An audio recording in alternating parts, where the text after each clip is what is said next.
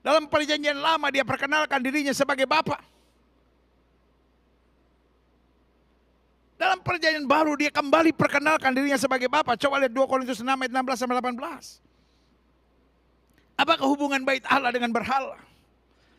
Karena kita, haleluya, sama-sama bilang, karena saya adalah bait dari Allah yang hidup.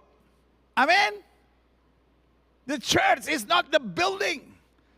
Gereja bukan gedung. Tapi gereja adalah saudara dan saya. Kita yang harus membawa hadirat Tuhan. Kita yang harus mencerminkan kemuliaan Tuhan. Kita yang harus menghadirkan shalom sorga. Karena we are the temple of His Spirit. Bait dari rohnya yang kudus. Apakah hubungan bait Allah dengan berhala? Karena kita adalah bait dari Allah yang hidup menurut firman Allah ini. Aku akan diam bersama-sama dengan mereka dan hidup di tengah-tengah mereka. Dan aku akan menjadi Allah mereka. Dan mereka akan menjadi umatku. Ayat 17 firman Tuhan bilang apa? Sebab itu keluarlah kamu dari antara mereka. Pisahkan dirimu dari mereka firman Tuhan. Dan janganlah menjamah yang najis. Maka aku akan menerima kamu. Ayat 18. Dan aku akan menjadi bapamu. Dan kamu akan menjadi anak-anakku laki-laki dan anak-anakku perempuan. Demikian firman Tuhan yang Maha Kuasa. Alkitab bilang kamu gak bisa mengabdi kepada dua Tuhan. Alkitab tegaskan pilih kepada siapa kita mau beribadah. Dan Alkitab berkata jangan kau menjamah yang najis. Alkitab bilang pisahkan dirimu dari antara mereka. Artinya hidup Kristen harus mengambil keputusan. Saya tidak bilang hidup Kristen harus eksklusif.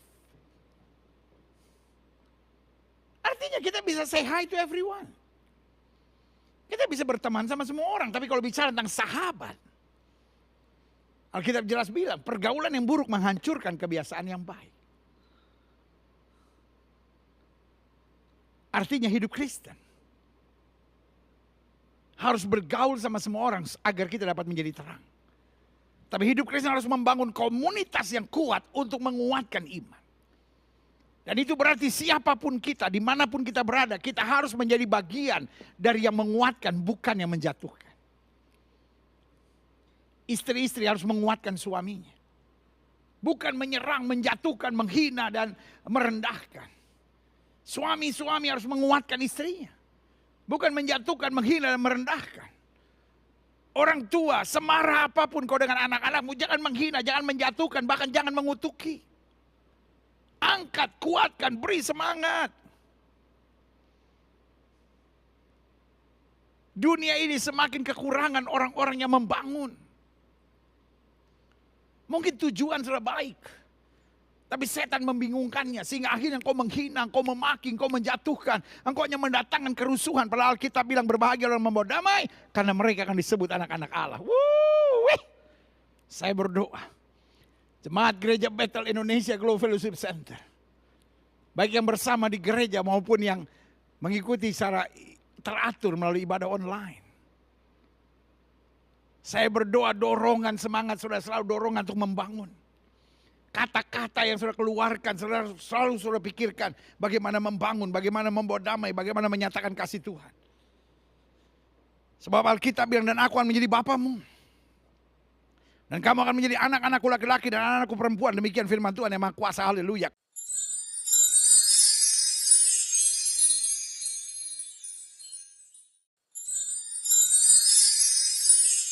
Nah, saudara yang kasih dalam Tuhan, sekarang kita sudah masuk pada pembahasan ke-30.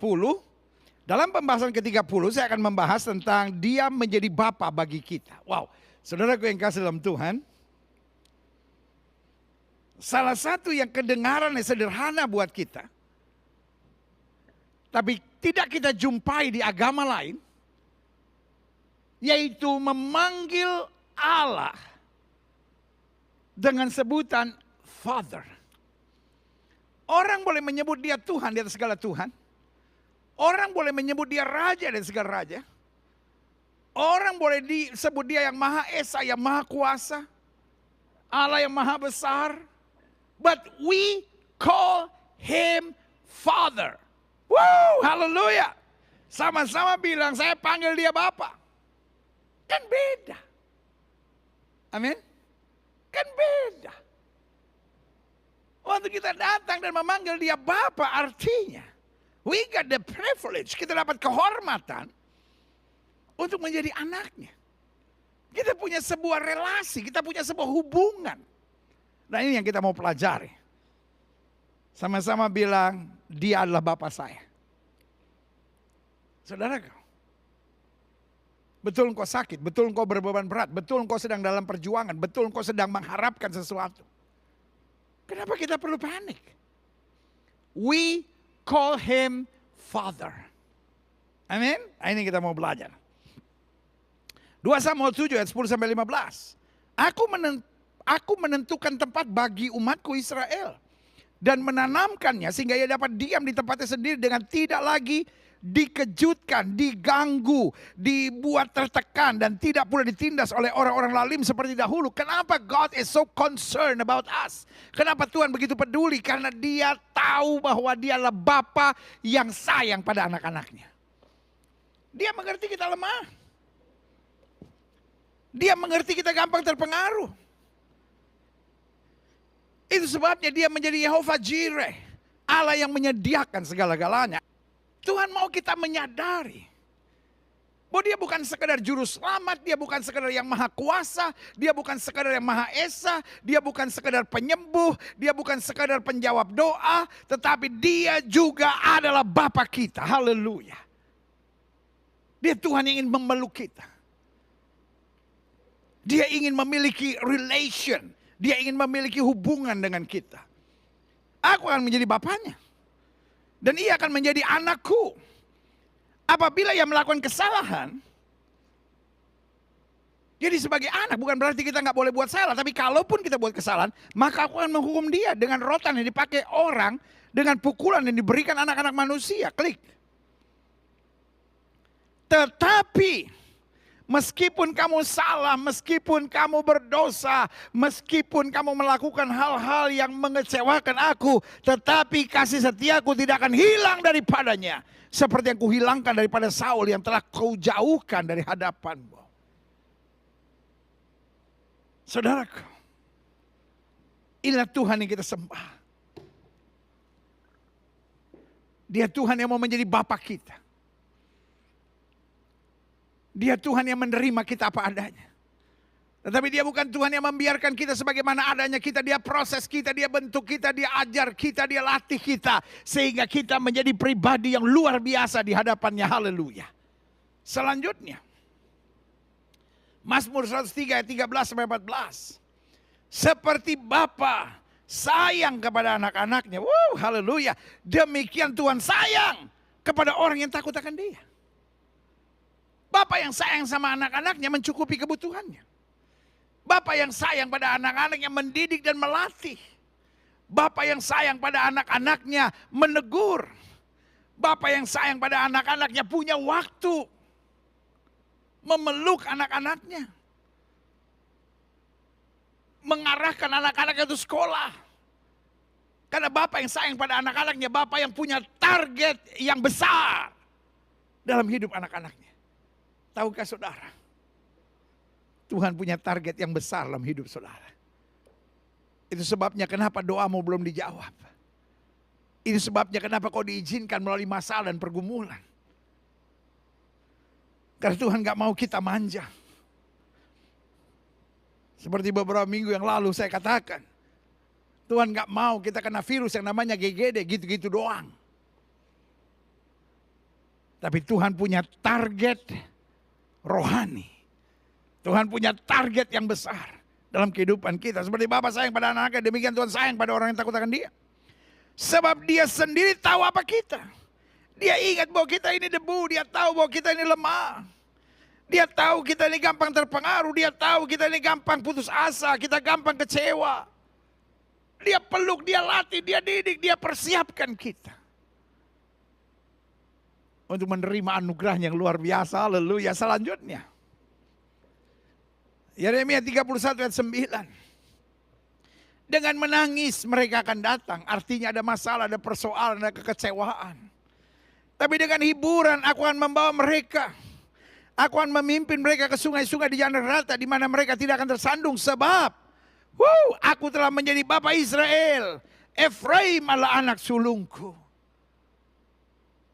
Saudaraku, Tuhan mau menjadi bapa. Selanjutnya, klik.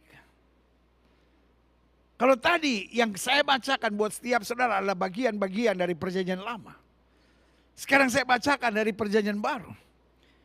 Berarti yang saya mau tegaskan di sini, Allah perjanjian lama dan Allah perjanjian baru is the same God. Jadi jangan saudara bilang, wah Allah perjanjian baru lebih, Allah perjanjian lama lebih keras, lebih tegas. Tapi Allah perjanjian baru, Allah yang lebih mengasihi. No. Haleluya, klik.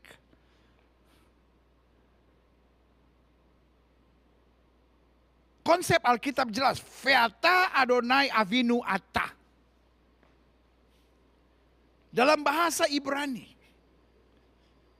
Veata Adonai Avinu Ata. Artinya, Engkaulah Tuhan Bapa kami. Avinu. Bapa. Amin. Dia adalah Bapa buat kita. Nah, saya coba pelajari, klik. Mengapa kita memanggil dia Bapa? Ada dua alasan utama. Yang pertama karena Yesus yang ajarkan. Ketika murid-murid bertanya, guru ajar kami berdoa. Yesus bilang apa? Kalau kamu berdoa, berdoa demikian. Bapa kami yang di sorga. Artinya Yesus ajarkan kita. Untuk memanggil dia Bapa. Dan kalau Yesus ajarkan kita untuk memanggil dia Bapa, artinya dia adalah Bapa buat kita. Yang kedua, mengapa kita memanggil dia Bapa? Karena dia menyebut kita anakku. Kalau sudah baca dalam Alkitab berkali-kali, firman Tuhan berkata anakku, anakku, anakku. Makanya Yesus bilang kamu harus dilahirkan kembali. Sehingga kita bukan lagi dilahirkan dengan daging dan darah. Sehingga kita membawa DNA dari orang tua kita. Tapi waktu kita dilahirkan dari roh dan firman. Itulah artinya kita dilahirkan kembali. Kita menerima Yesus sebagai Tuhan dan Juru Selamat. Sehingga kita berkata aku hidup tapi bukan lagi aku yang hidup. Tetapi Kristus yang hidup dalam aku. Dan karena dia Bapa buat kita. Artinya we carrying the DNA of God, of heaven. Berarti kita carry DNA-nya sorga. Disitulah berlaku firman. Firmanku itu tidak berat. Perintah-perintahku tidak sukar, kata Alkitab. Ada banyak orang yang bilang, oh kenapa yang mengalah sukar, mengampuni sukar, sabar sukar. Karena kita masih pakai DNA dunia. Tapi waktu kita pakai DNA ilahi, karena kita dilahirkan kembali, maka apa yang terjadi? Aku hidup, tapi bukan lagi aku yang hidup, tapi Kristus yang hidup dalam aku. Makanya konsep Tuhan sebagai Bapa ini sangat penting. Ada banyak gereja dalam doanya berkata Bapa kami, ya Bapa. Tetapi tidak lagi mengajar konsep Allah sebagai Bapa. Sehingga kita pikir Allah hanya tinggal di sorga. Nah, dia Bapa kita. Dia bertanggung jawab buat kita, dia peduli sama kita, dia selalu persiapkan yang terbaik buat kita. Klik. Selanjutnya saya pelajari mengapa dia Bapa. Yang pertama saya pelajari karena dasarnya bukan the goal. Bukan tujuannya, oh ya saya akan dapat mujizat, saya akan dapat berkat, saya akan dapat ini, saya akan dapat, no. Tetapi the relation. Dia mau kita menanggalkan kesombongan kita. Dia mau kita datang apa adanya, the relation. When the relation are right, waktu hubungan kita dengan Bapa baik, maka the goal will be great. Hasilnya akan dahsyat dan luar biasa. Tapi seringkali kita persoalkan the goal. Kalau kita hanya perhitungkan the goal, maka Tuhan bukan Bapa, tapi God become business for us.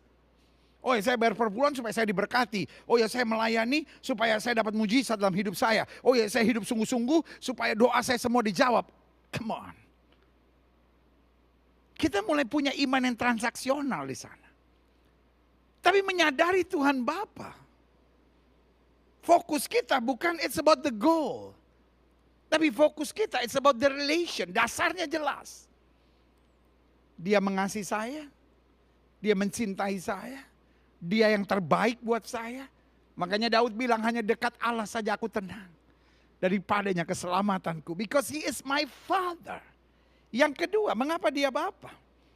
Karena kekuatannya bukan soal strength. Namun vision.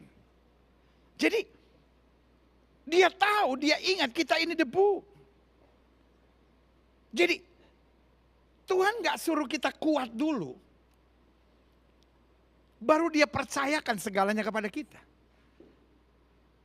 Tetapi visinya, dan visinya apa? Kita bilang kalau kita setia dalam perkara kecil, Tuhan berkati kita dalam perkara yang lebih besar. Jadi selemah apapun kita, sekurang apapun kita, sesusah apapun, kita gak perlu mengeluh, gak perlu bersungut, setia aja. Yang setuju sama saya katakan saya harus setia. Yang mantap dong, sama-sama bilang saya harus setia. Ayo sekali lagi sama-sama bilang saya harus setia. Berikan tepuk tangan yang meriah buat Tuhan, haleluya. Yeah, saya harus setia. Karena kekuatan ini bukan soal strength. Saya kuat atau enggak, saya mampu atau enggak. Tapi soal the vision. Saya tetap punya visi enggak untuk setia. Karena janji Tuhan jelas. Bukan kalau kamu kuat aku akan melakukan perkara besar. Tapi kalau kamu setia dalam perkara kecil, Tuhan berkati kamu dalam perkara yang lebih besar. Haleluya. Yang ketiga, keutamaannya bukan pada the greatness. Tapi pada love. Bukan soal kamu nggak bisa. Bukan soal kamu bisa apa. Tapi soal sudahkah engkau mencintai. Saudaraku, yang paling utama. Bukan daftar yang Tuhan kasih. Kamu harus bisa ini, kamu harus bisa ini, kamu harus bisa ini, kamu harus bisa ini. Baru kamu layak masuk surga. Tapi Tuhan ajarkan dua hal. Kalau kamu mengasihi Tuhan dengan segenap hatimu. Segenap akal budimu. Segenap kekuatanmu. Dan mengasihi sesamamu manusia seperti dirimu sendiri. Maka itulah seluruh hukum yang Tuhan mau kerjakan dalam kehidupan kita. Jadi jelas. Dasarnya adalah bukan the goal, bukan tujuan, tetapi relation. Kekuatannya bukan strength, bukan apa yang saya mampu kerjakan, tapi the vision. Keutamaannya bukan pada hal-hal yang bisa saya kerjakan, tapi soal the love. Karena apapun yang kita kerjakan out of love. Nggak mungkin ada sungut-sungut. Nggak mungkin ada perasaan menyesal. Nggak mungkin ada kecewa. Nggak mungkin ada kepahitan. Dan nggak mungkin ada pemberontakan. Karena apapun yang kita kerjakan out of love. Maka pasti kita akan konsisten. Kita akan setia. Kita akan lakukan yang terbaik. Dan kita akan jalani dengan sukacita. Haleluya. Selanjutnya. Mengapa dia Bapa? Karena targetnya bukan prosperity. Namun into one. Jadi targetnya bukan saya menjadi lebih kaya. Saya berkelimpahan. Tetapi menjadi satu. Makanya doa Yesus bilang jadikan mereka satu. Supaya dunia percaya. Bahwa aku di dalam engkau dan engkau di dalam aku. Makanya Alkitab bilang. Jika kamu tinggal dalam aku dan firmanku tinggal dalam kamu. Buat Tuhan tidak sulit mengerjakan mujizat. Yang setuju sama saya katakan buat Tuhan tidak sulit mengerjakan mujizat. Yes. Sama-sama bilang sama saya, buat Tuhan tidak sulit mengerjakan mujizat. Tetapi yang sulit kadangkala menjadikan kau satu dengan Dia. Karena engkau ingin dekat dengan Tuhan tapi tidak mau meninggalkan keegoisan. Engkau ingin melihat berkat-berkat Tuhan tapi nggak mau meninggalkan kesombongan. Engkau ingin melihat mujizat dan perkara-perkara yang dahsyat, tetapi engkau tetap mau hidup dengan karakter yang lama. Alkitab berkata anggur yang baru tidak bisa disimpan dalam kirbat yang lama. Berarti kita harus buang kirbat yang lama. Kirbat yang baru akan menampung segala rancangan Tuhan yang luar biasa. Haleluya. Wow. Selanjutnya saya pelajari. Kekristenan percaya Allah adalah Bapa. Makanya Kristus di muka bumi juga disebut sebagai anak Allah. Lukas pasal 1 ayat yang ke-32 dikatakan, Ia akan menjadi besar. Ini bicara tentang Yesus. Dan akan disebut. Dan akan disebut anak Allah yang maha tinggi. Dan Tuhan Allah akan mengaruniakan kepada tahta Daud bapa leluhurnya. Pertanyaannya, Yesus pernah duduk sebagai Raja Israel enggak? No. Berarti bohong dong kalimat ini. Tidak. Memahami konteks Alkitab enggak bisa dengan otak kosong. Otak kosong, hati kosong, dompet kosong, masa depan kosong. Iya kan? Enggak bisa. Untuk memahami kitab suci harus dengan penggalian-penggalian, pemahaman-pemahaman. Dia akan disebut anak Allah. Karena dia Allah sendiri, firman yang menjadi sama dengan manusia. Akan mengaruniakan tahta Daud sebagai raja dari umat pilihan. Ketika dia datang kembali sebagai Imam Mahdi, sebagai hakim yang adil, sebagai raja yang kekal. Dia datang kembali dan dia akan memerintah sebagai raja. Jelas? Klik. Nah, saya coba pelajari. Mari kita bandingkan dua anak Abraham. Kenapa Allah harus jadi bapa? Abraham punya dua anak. Satu Ismail, anak hasil perjinahan dengan budaknya, yaitu Hagar. Dan Ismail dan Ishak dibesarkan oleh bapak yang sama. Artinya kalau yang satu disuruh berdoa lipat tangan, yang satu nggak mungkin disuruh doa kepalkan tangan. Pakai logika sedikit. Kalau yang satu diajarkan doa tutup mata, nggak mungkin yang satu berdoa disuruh kedip-kedip mata. Ya, loh, kita pakai akal sehat loh. Kenapa kemudian antara Ishak dan Ismail terdapat jurang yang sangat dalam? Saya percaya dari mereka kecil. Karena nama Ismail adalah nama Ibrani. Seperti nama Ishak adalah nama Ibrani, Ismail adalah nama Ibrani. Ismael. Isma dari kata Shema. El artinya Tuhan. Ismael berarti listen by God, didengar Tuhan. Itu nama Ismael, saudara-saudara. Jelas ya? Jadi masing-masing dapat nama Ibrani. Dan saya percaya masing-masing dididik sama. Apa yang membedakan keduanya menjadi jurang yang dalam? Saya akan coba menjelaskan. Yang membedakan keduanya adalah relation with the Father. Ismail betul dididik dalam iman Ibrahim, iman Abraham. iman Yahudi. Ishak juga dididik dengan iman Abraham, iman Yahudi. Tetapi kemudian Ismail di usia tertentu punya gesekan yang sangat berat dengan ayahnya. Sehingga kata Alkitab, ada keturunan yang kelakuannya seperti pereh Adam dalam bahasa Ibrani. Bahasa Indonesia menyebutnya keledai liar. Jadi binatang yang liar yang gak bisa dikendalikan, tetapi berupa manusia. Makanya namanya pereh Adam dalam bahasa Ibrani. Ismail punya gesekan dengan bapaknya.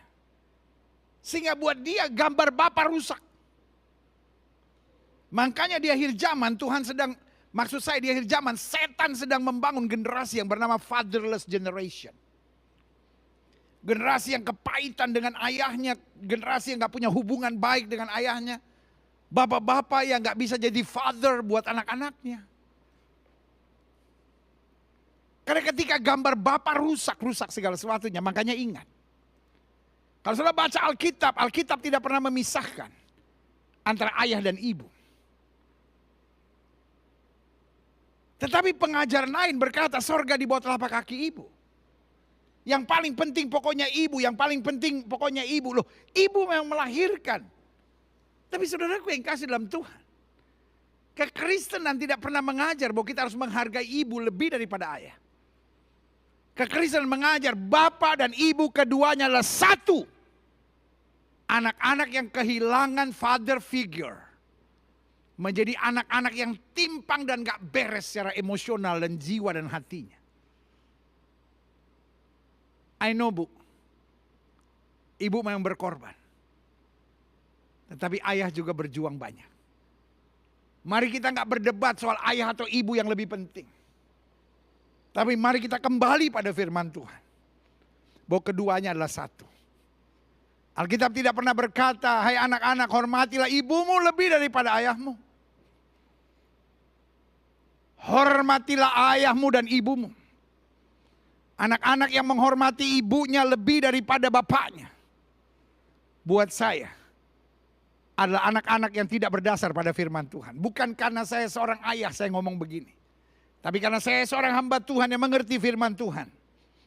Bu, sorry hari ini dengan kasih Kristus sebagai hamba Allah yang mencintai dan menyayangi saudara. Karena gak mau melihat anak-anakmu rusak dan kacau. Saya harus bilang, ibu-ibu harus bertobat. Saya mengerti mungkin kau sakit hati dengan suamimu. Tapi mari beresin urusanmu dengan suami. Gak usah anak-anakmu jadi korban. Sehingga anak-anakmu hanya diajar hormati mama masa bodoh sama papa. Karena saya mau gambarkan buat saudara. Dibesarkan di keluarga yang sama. Dibesarkan dengan ajaran dan iman yang sama. Tapi yang satu punya hubungan yang baik dengan bapaknya. Yang satu punya hubungan yang rusak dengan bapaknya. Dan di akhir zaman, setan sedang bekerja memakai orang-orang muda dengan fatherless generation. Generasi yang kehilangan figur bapak dalam hidupnya. Lihat Kejadian 21 ayat 10 sampai 18. Ayat 10-nya bilang begini. Berkatalah Sarah kepada Abraham, usirlah hamba perempuan itu beserta anaknya. Kacau Sarah ini. Anak itu gak salah. Oke, mungkin Hagarnya salah. Tetapi anak itu lahir karena apa? Karena usulan dari Sarah juga. Sarah gak sadar. Main, waduh kacau. Sebab anak hamba ini tidak akan menjadi ahli waris bersama-sama dengan anakku Ishak. Betul. Tapi gak usah anak yang jadi korban dong. Hal ini sangat menyebalkan Abraham oleh karena anaknya itu. Buat Abraham oke mengusir Sarah. Tetapi son still son. Anak tetap anak. Dan ini mengecewakan buat Abraham. Tetapi Allah berfirman kepada Abraham, janganlah sebal hatimu karena hal anak dan budakmu itu. Dalam segala yang dikatakan Sarah kepadamu haruslah engkau mendengarkannya. Sebab apa yang akan disebut keturunanmu ialah yang berasal dari Ishak. Ayat 13. Tetapi keturunan dari hambamu itu juga akan kubuat menjadi satu bangsa, karena ia pun anakmu. Tuhan tetap bertanggung jawab. Tuhan tetap jadi father. Dan Tuhan bilang mereka juga akan menjadi bangsa yang besar. Dan terbukti hari-hari keturunan Ismail adalah keturunan yang besar. Ayat 14, keesokan harinya pagi-pagi Abraham mengambil roti serta sekirbat air dan memberikan kepada Hagar. Ia meletakkan itu beserta anaknya di atas bahu Hagar. Kemudian disuruhnyalah perempuan itu pergi. Maka pergilah Hagar mengembara di padang gurun Beersheba. Saudara bisa bayangkan luka hati seorang anak. Lihat mama diusir. Hanya dengan persiapan seadanya. Anak diusir. Makanya dalam konsep keturunan Ismail tidak ada Allah sebagai bapa. Karena father figure rusak. Menyebalkan. Mengerikan. Setiap kali Ismail mendengar kata bapa, emosinya yang naik. Bapa kejam, bapa jahat. Itu sebabnya keturunan Israel, maksud saya keturunan Ismail, tidak memiliki konsep Allah sebagai bapa. Tapi keturunan Ishak yang menjadi Yahudi dan menjadi umat Kristen, nomor satu, Ve'atah Adonai Avinu Ata. Engkaulah Tuhan Bapa kami. Klik. Apa yang terjadi dengan fatherless generation ini? Kenapa kemudian dari keturunan Ismail ini lahirnya teroris-teroris jahanam yang membunuh dan merasa itulah perbuatan yang baik, perbuatan ibadah kepada Allah. Kejadian 16 ayat 12 menjelaskan, sudah dinubuatkan oleh Alkitab. Sehingga kalau kita melihat terorisme di akhir zaman, kita ngerti ini penggenapan Kejadian 16 ayat 12. Seorang laki-laki yang lakunya seperti keledai liar. Peleh Adam dalam bahasa Ibrani. Demikianlah nanti anak itu. Siapa? Ismail. Tangannya akan melawan tiap-tiap orang. Teroris nyerang semua. Dan tangan tiap-tiap orang akan melawan dia. Semua bangsa, semua negara melawan. Dan di tempat kediamannya, ia akan menentang semua saudaranya.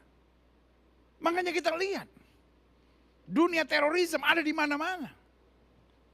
Bukan hanya di Israel. Bukan hanya di Western culture. Bukan hanya ada di Asia. Tapi Alkitab sudah menubuatkan, thank God for the Bible. Tetapi ini juga nubuatan. Bahwa di akhir zaman dunia akan dirusak oleh fatherless generation. Orang-orang yang kehilangan kasih Bapa. Boleh gak saya titip kepada ibu-ibu yang saya sayang dalam kasih Kristus? Bu, sebagai penolong dalam keluarga, pastikan anak-anakmu tetap menghormati ayahnya. Kalaupun kau kecewa dengan suamimu, itu urusanmu dengan suami. Selesaikan di bawah kaki Tuhan. Tapi jangan hancurkan, jangan rusak masa depan anak-anakmu.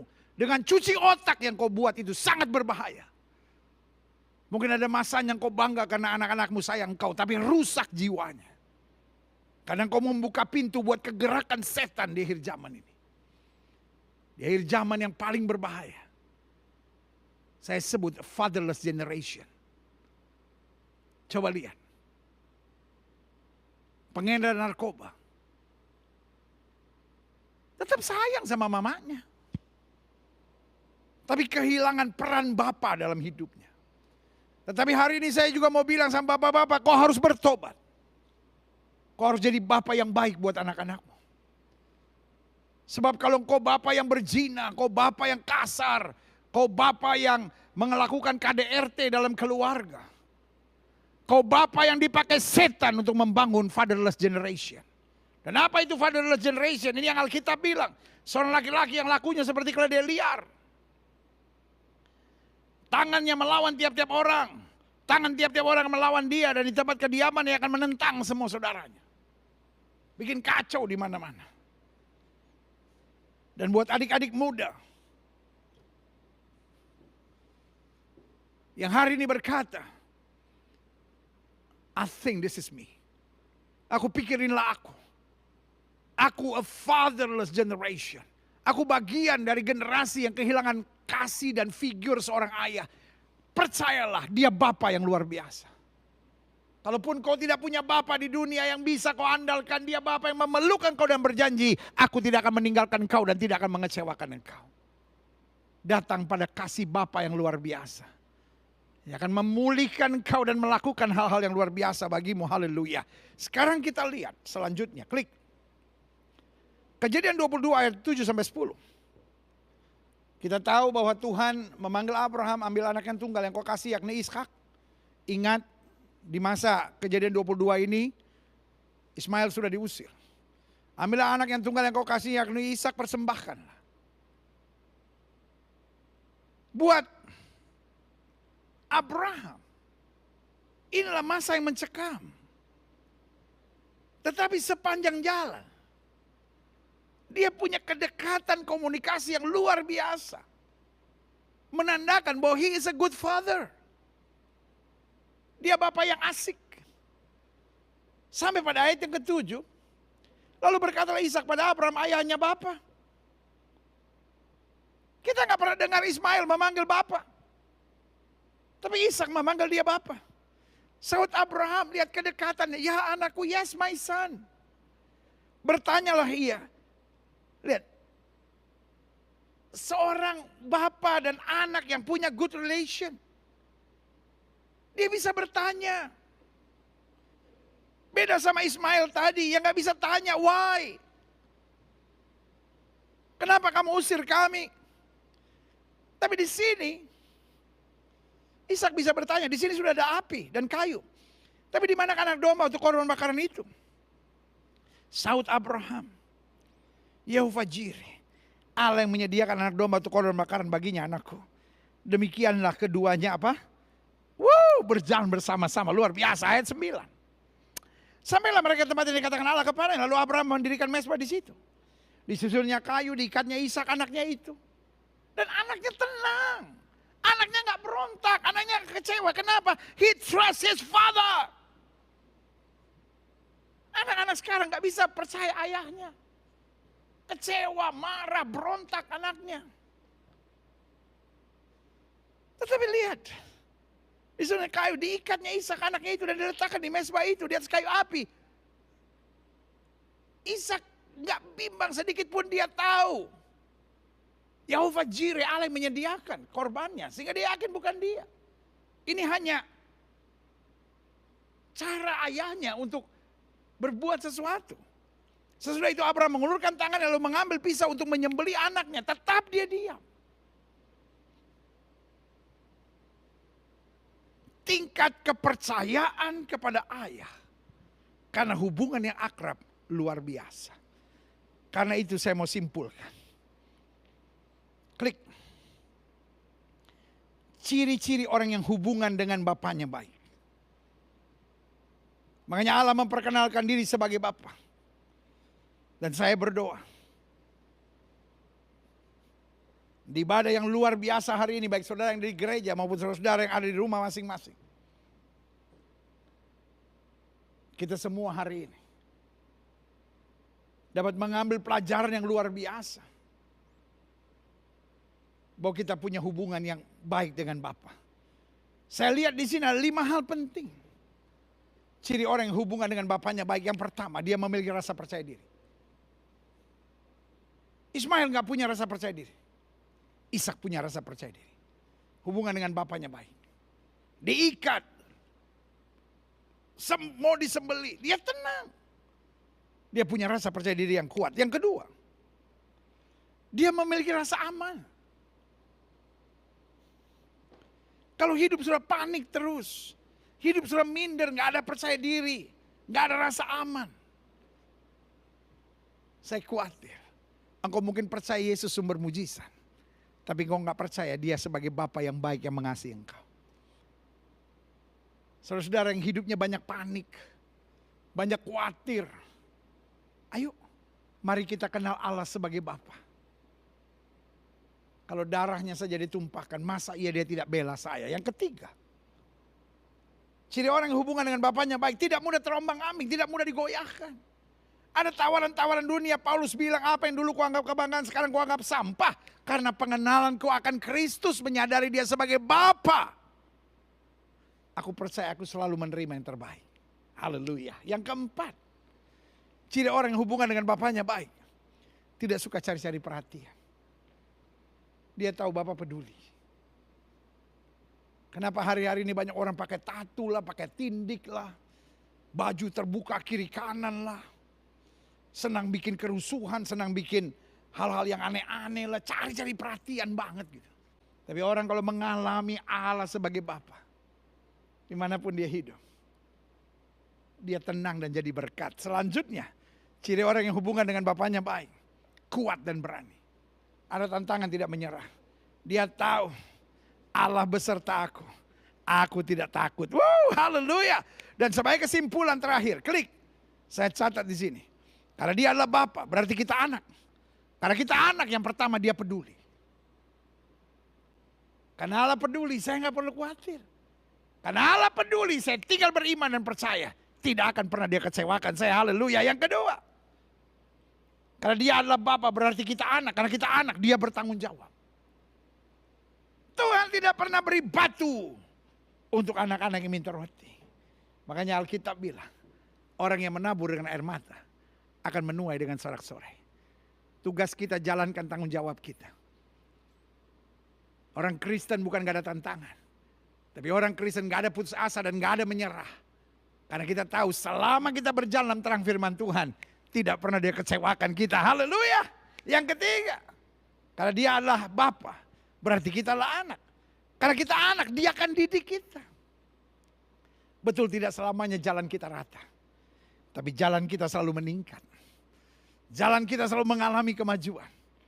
Dan jalan kita penuh dengan hal-hal yang dahsyat dan luar biasa. Taruh tangan kanan sudah di dada. Sama-sama bilang, betul saya dididik.